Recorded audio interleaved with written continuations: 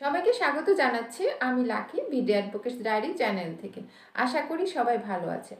বরাবরের মতো আজও চলে আসছি নতুন একটি বিষয় নিয়ে। সেটি হলো, আপনি যদি কারো অনুমতি ব্যতীত কারো তথ্য সংগ্রহ করেন, কারো পরিচয় সংগ্রহ করে আপনি সেটি ব্যবহার করেন, তাহলে আপনার কি হতে পারে। দ্য সাইবার সিকিউরিটি অ্যাক্ট অনুযায়ী আপনি কিন্তু এটা বড় ধরনের অপরাধ কর্মের সাথে জড়িত হয়ে গেলেন।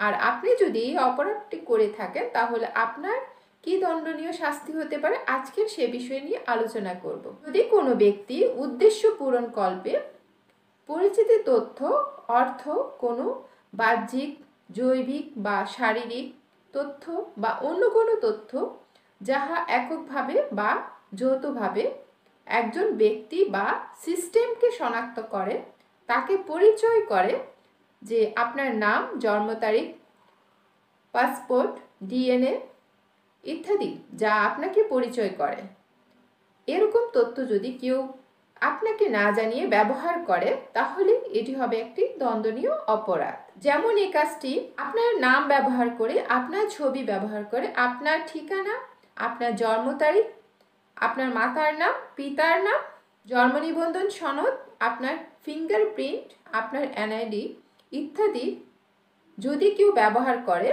তাহলে এটি একটি অপরাধ, যাহা নিরাপত্তামূলক প্রশ্ন বা অন্য কোনো পরিচিতি যাহা প্রযুক্তির উৎকর্ষতার জন্য সহজলভ্য, আপনাকে পরিচয় করার জন্য সহজলভ্য।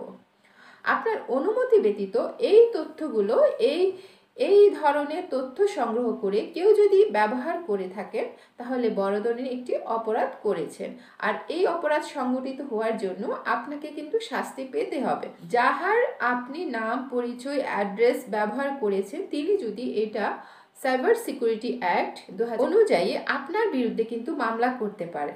সেই ক্ষেত্রে কিন্তু আপনার দণ্ডনীয় অপরাধ, অর্থদণ্ড এবং উভয় দণ্ডে কিন্তু আপনাকে শাস্তি ভোগ করতে হবে। সেই অপরাধী ব্যক্তিটি 2 বছরের কারাদণ্ড, অনধিক 5 লক্ষ টাকা অর্থদণ্ড এবং উভয় দণ্ডে দণ্ডিত হতে পারেন। তাই কারো নাম, পরিচয়, অ্যাড্রেস, ঠিকানা, ফিঙ্গারপ্রিন্ট, এনআইডি বা পরিচিতি হওয়ার যে সহজলভ্যতা রয়েছে, এসব অনুমতি ব্যতি রেখে যদি আপনি ব্যবহার করে থাকেন তাহলে কিন্তু আপনি বড় ধরনের অপরাধ করছেন। সাইবার সিকিউরিটি বছর কারাদণ্ড এবং 5 লক্ষ টাকা অনধিক অর্থদণ্ড এবং উভয় দণ্ডে দণ্ডিত হতে হবে। তাই সবাই সাবধান থাকুন, এই ধরনের অপরাধ কার্যক্রম থেকে নিজেকে বিরত রাখুন। ধন্যবাদ।